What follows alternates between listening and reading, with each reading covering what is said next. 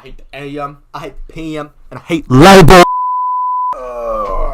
Alright, let's do this one last time. Spider-Man Across the Spider-Verse was a goddamn roller coaster, from the fan service to Miguel's menacing aura clashing with the likes of Miles and Gwen, who in particular gets a lot of screen time in this movie, which is great. Along with the high bar that the previous movie already set, this movie was bound to be great. But I think surprisingly, my favorite aspect of this film isn't even Miguel, Miles, or the cameos. It was a fucking side character. Hobie Brown, aka SpiderPunk. A character who I never really gave a shit about before this movie, but before we get into what SpiderPunk represents in this film, I do want to briefly touch on the few thoughts I had going into this movie. Oh yeah, and if you didn't know, this video contains spoilers for Across the Spider-Verse. I don't know why you would click on the video, but for one, I was not thinking this dude would have that big of a role. At best, just be what Noir, Penny, and Porker were, which was just comedic relief and gave us cool action scenes. Not to bash on the first movie, because Into the Spider-Verse is damn near peak fiction and is one of the best, if not the best, superhero origin story that we've seen on screen. But I find these three to be super lackluster, and it's kind of weird on rewatch seeing these three all go through their own stuff, you know, Gwen, Peter, and Miles, and then seeing three extra spider people that basically add nothing more to these great dynamics. However, it seems Across the Spider-Verse learned from the last movie, kinda, by managing to incorporate side characters that not only amplify the narrative, but actually have a significant role besides being funny. Now, Miguel basically has a team of every Spider-Man ever to stop anomalies from happening in certain timelines. They essentially do what Future Trunks does, but instead of messing everything up, they try to maintain the canon.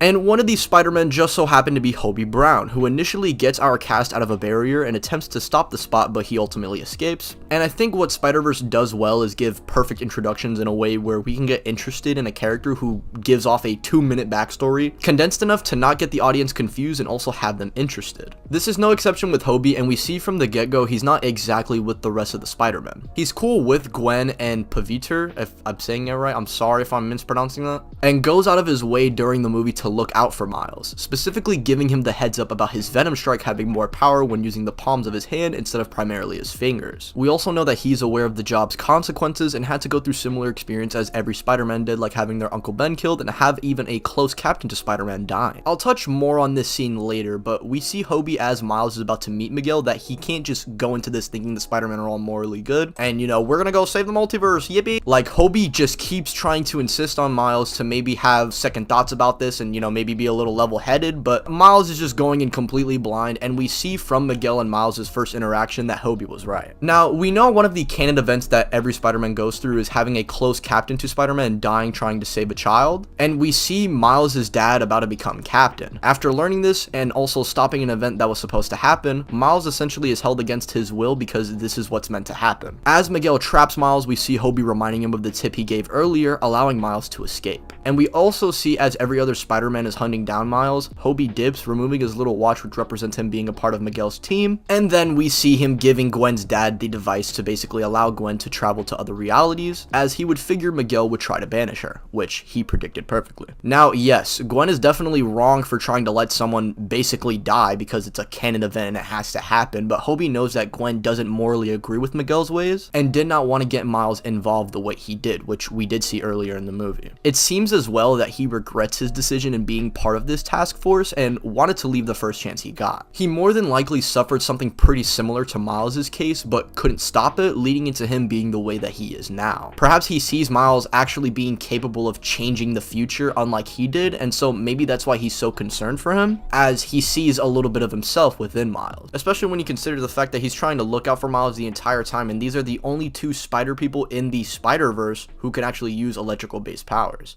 Hobie, despite not having to be a part of the greater narrative, was a great addition and gave us not only better comedic relief than in the last movie, but actually has substance behind him and not just being a mindless, it's a part of the timeline group of dingleberries. Now, I mentioned earlier in the video about Hobie's captain dying, which we don't have too much info on, but there are some interesting theories people are cooking up on Twitter that I think should be worth mentioning, with one in particular being Hobie killing the captain that was close to him. Now, an easy debunk to this is, oh, the captain has to save a child, but like, the captain dying to Spider-Man wouldn't contradict the captain saving saving a kid, right? There's probably some missing context there, and yes, it does sound insane, but we do know that blue laces usually are code for killing police, and we do get an explicit scene of Hobie and Miles interacting as captains that are close to Spider-Man usually die is being mentioned, which I don't think is in here for no reason. The captain at the end of the day is supposed to develop Spider-Man into more of, well, Spider-Man, and so perhaps maybe he had no other choice but to do it himself. There's definitely going to be more info on Hobie's background in the next movie, but for now, this is pretty much the most I can say,